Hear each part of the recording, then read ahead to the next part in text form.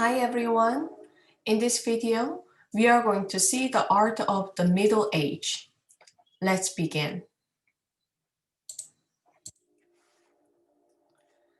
According to tradition, Jesus, known as the Christ, was born in Bethlehem during the reign of Emperor Augustus.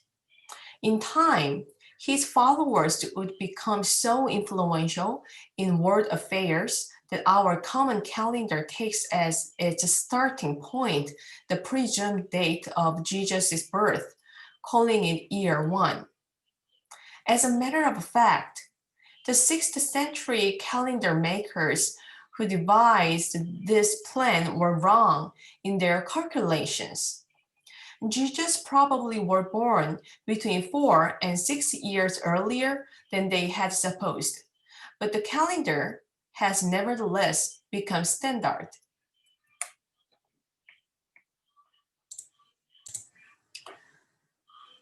The Rome Empire dominated the Mediterranean region from the 2nd century BCE, and later extending its control of Western Europe and the Middle East.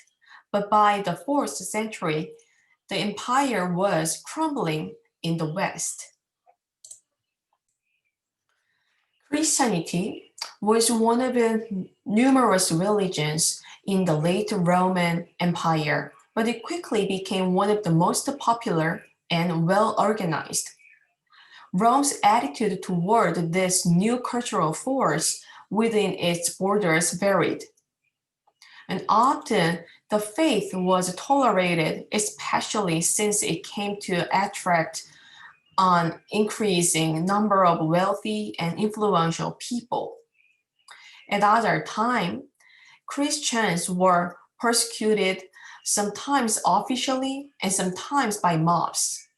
One reason for the persecutions was that Christians refused to worship the god and goddesses of the state religion, including the emperor himself, in addition to their own god.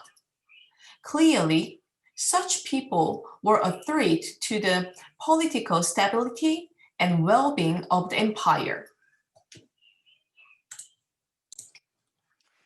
Christianity's situation changed abruptly in the year 313 when the Roman Emperor Constantine issued an edict of tolerance for all religions.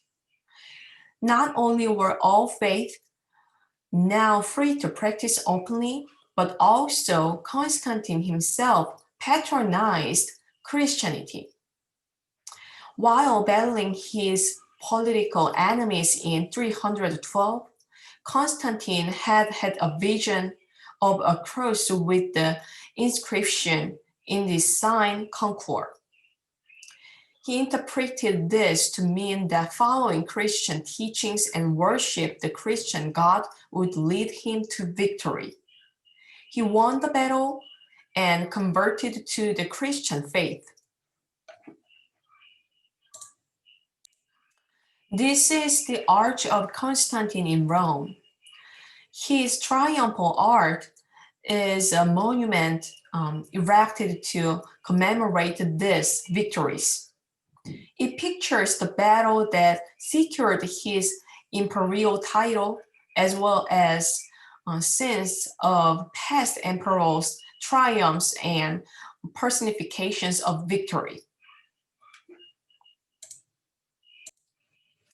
The panel picturing Constantine and his court features small, stereotyped figures and draperies described with thick lines and limited spatial depth. So let's compare ancient Greece and Middle Age sculptures. Can you find the differences between these two sculptures? The left one is ancient Greek sculpture, and which was made in the late 1st century BCE. But the implied motion of the sculpture shows very advanced technique of freestanding sculpture. and the skin and the muscle looks real. It is hard to believe that the sculpture's material is marble. It looks very soft. And also, we can feel the dramatic emotions through this sculpture. It feels like we are in the middle of the happening. Can you believe it? This is made before the century.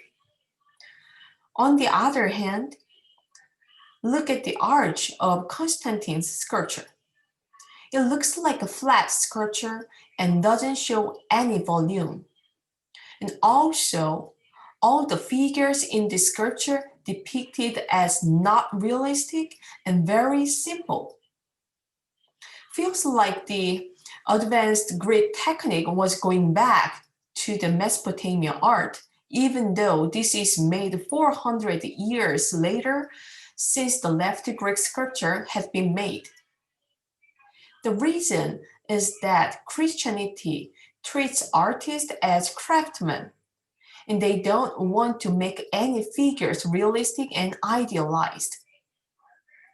They didn't accept anything beautiful or idealized art not other than worship of their God, Jesus Christ. So, they don't care about advancement of artistic technique. They only focused on the description of the Bible. So that's why many of the scholars have called the Middle Age as Dark Age in art. And the same thing was happened in painting as well. All the stories are about the Christianity for 1,000 years. They describe the baby with the same proportion of adult, just to make it smaller. And this is another example of Middle Age painting. The gold circle behind the figures are representing light. Let's compare the ancient Romans painting and Middle Ages painting. Like the comparison of sculpture, the ancient Romans painting is very realistic, but the Middle Ages painting is simplified. The style of art in the Roman Empire had changed. The beauty of the human body was no longer important to artists. Now art emphasized symbolism and narrative clarity with signs borrowed from pagan art but repurposed with Christian meaning. The idealized bodies and individualized faces of the classical era had been replaced with stylized figures and generic facial features. However, their artistic techniques were flourished to build churches.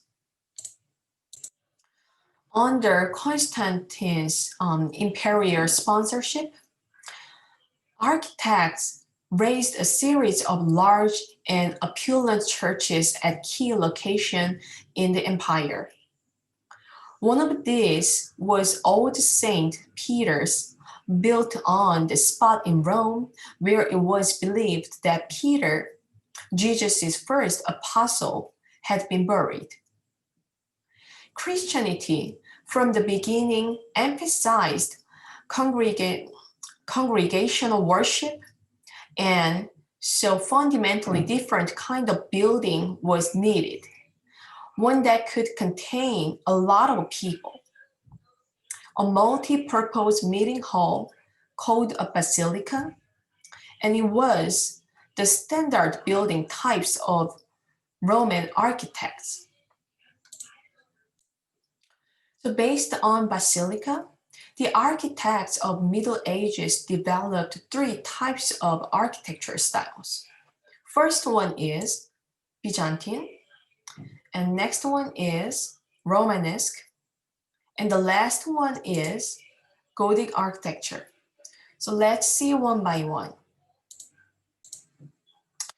So the Byzantine Emperor Justinian I was a devoted patron of the arts. He funded hundreds of churches, mosaics, and painting throughout his empire. Byzantine churches are grandeur with large scale, and it has dome, which is a hemisphere-shaped roof. This is the inside of a Byzantine church. Mosaic was a favored Byzantine technique. Byzantine artists had moved away from the naturalism and realism of Greece and Rome toward a flattened, abstracted style. Like artists of ancient Egypt, Byzantine artists strove to portray often complex religious doctrines and beliefs, not scenes from daily life. The Romanesque period was marked by a building boom. Contemporary commentators were thrilled at the beautiful churches that seemed to be springing up everywhere. And later, art historians called the style of these buildings Romanesque.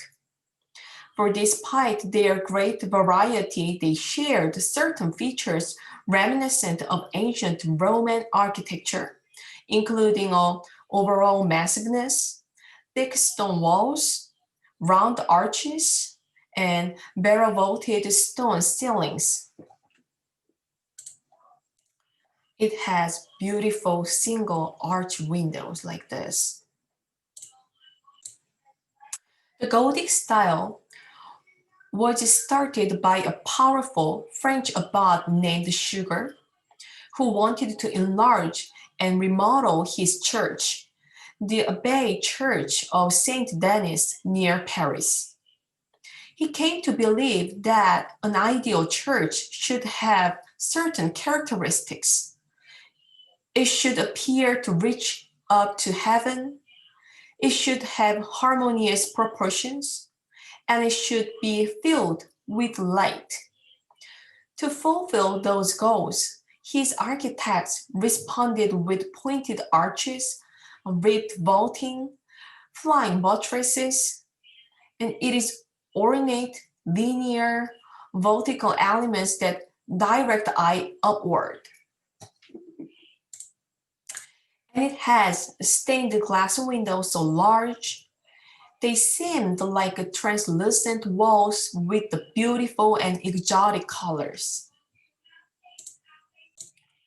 Also, sculptures of the Gothic style church were made very long, like this, right, like the church's roof. So, during the Middle Ages, architecture was flourished by building churches. And these three styles are clearly different. Byzantine architecture style is grandeur and large scale with dome and mosaic. And Romanesque architecture style is simple and modern with round arch window. And lastly, Gothic architecture style is sophisticated and extravagant with pointed arches, pointed roofs, and stained glass window. So that's it for this chapter. For better understanding the art of the Middle Age, please read the e-textbook in Moodle Room. Bye.